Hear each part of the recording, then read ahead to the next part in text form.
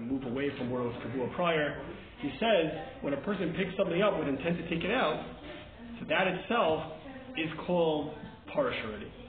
So you see that there's sort of a smach to that. The way the Kavua is explaining the shach over here is that the shach is saying that since everybody's intending to be mocher, that even the Ra'ah would say that at that point already the Kavua already starts. Because he's saying like Ra'ah, all because it was found to be a treatment was already in the store, klape the actual what the treatment indicates, there's already bittul on the animals that you had. But since their intent was to go ahead and bring it to sell in a store, so it was already omeid to be in b'makom kavua. So you find a similar idea over here that the omeid lefarish, it's a little more of a cheshire here, but omeid b'makom kavua, but the omeid lefarish the chasam sofer holds of. So it could very well be that the omeid b'makom kavua can exist as well. Mashenki in the case of regular tisha chanuyas, taruvas chanuyas, that's not omeid. It's omeid to be sold. I mean, it's planted there until it's sold, right? It's omeid to be nifrash. Yeah, I mean, even if it's every meat is omeid to be nifrash. Yeah, if you're a good salesman, yeah. Right. So what's the chilik in the case? I'm saying why would there all be masking specifically in that case? I mean, right now, I think you can't. I think when it comes to donning something up as a taruvas, for you to go ahead and say that its intended place to be is a makom kavua, is right. So you're saying that every single case of kavias should really be that all the pieces are omeid lifresh. Yeah, I mean, how if you're a good salesman? So they're all omeid lifresh. So the horror you should don them up already. I'm just saying, what's the first thing after the shiloh himself is based on the kavias. You're saying that if a person found. I'm saying, what's the chilik that's mechalik between the two cases where they're all would differentiate? Right, you would say that why? Because it's a chanus, so it's called kavua. You can't just say that it's oimed to be sold. Yeah, I mean the lashon of is sort of mashma. To say the Chavas is sort of saying this in the shop. The lashon of the Ra'ah does sound like that when it's nimsa is when the suffix starts. So because they found out that there was a treifa, and at the time they found out there was a treifa, it was in the chanus. So now you are plugged into, there's a free stream and you're plugged into the situation of kavua. Mm-hmm. He's not looking at, it's really, I mean, the truth is that really is, the fact that the Ra'ah says it's chiddush from the shach is not really necessary, because it's a lot easier to say that don't look at what the treifa indicates on the mixture that you had prior, look at the situation that exists right now. Right now you have a situation of kavua. When it's found that there's a treifa, it was in a situation of kavua. Now, even though because the kaviyas is still chayvakayim. Yeah, even though you're so this is like what you and I were saying that hey, but in the last case also, even prior to there being a suffix. Ra'ah in machal the kaviyas exist even without a suffix.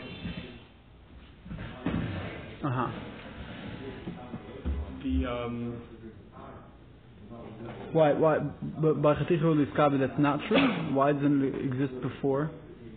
Well, when you have a chaticha u'liskabi, in the case of sifei where they're all would be maskim. I mean, in that case also it was kavua koydem. You just didn't know about it. No, it's not called kavua. What's the difference? In the chanus, it was kavua. Did you know what store it was? The lashon of the Ra'ah is that it's is that no. In a case where it's in one makur, the suffix is nola bechanuyas. The lashon of the Ra'ah is the suffix nola bechanuyas. Yeah, but it's not the chanuyas even before you know that the chaticha u'liskabed is in there somewhere. Chaticha of Isra is mixed in. No, but there, what's your suffix? It's not the same. What's the kavua there? The kavua drabanan.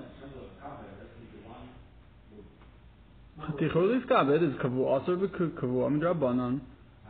We call it kavua drabanan, right? You can't take. Right. So what are you asking? I'm just saying, what's the chilik between the case there was machmer and the case we want to say there was moida? Right? That's what we're discussing here. The Pri Megadim explains Stam, the Raisa the Rabbanon, right? That's his chilik. Yeah, but the thing is that the Shach learned that the Ra'ah is going with the Raisa as well, right? No, there was machmer and the Raisa, but by the Rabbanon, in the case of Kavod Rabbanon. Oh, okay, because by Bechterul Ischavi. Yes, Kavod Rabbanon, it's Kavod Rabbanon, so. That's the way the Shach never says those words even, right? Regarding sort of the Farshen, but you're saying that the chilik is in the kvius itself when you're noid at the kvius. That's what I think the Ra'ah is going with, because the lashon of the Ra'ah is nimsa, I think, safek sechanuyos. Right. Sounds like he's freeze framing that moment and counted that to be kavua.